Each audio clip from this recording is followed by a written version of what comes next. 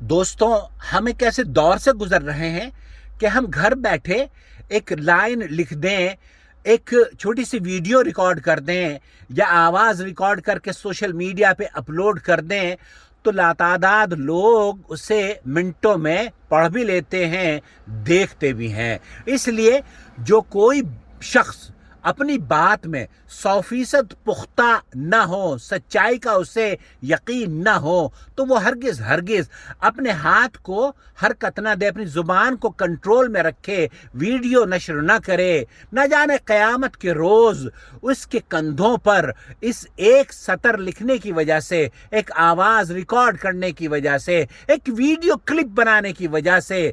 کتنے گناہوں کے انبار اس کے کندھوں پر لدے ہوں گے، یہ ہم اور آپ تصور بھی نہیں کر سکتے۔ اگر آپ پختہ ہیں، سچائی کو نشر کرنا چاہتے ہیں، تو قرآن و سنت کو نشر کیجئے، اور یہ عادت بھی اپنی ختم کر لیجئے کہ جو چیز آپ کے پاس آتی ہے اسے بغیر تحقیق کے ہم دوسروں کے ساتھ شیئر کرتے ہیں۔ جھوٹے کی نشانی اللہ کے رسول صلی اللہ علیہ وسلم نے فرمائی ہے کہ اس شخص کے پاس جو کوئی بھی بات آتی ہے نا،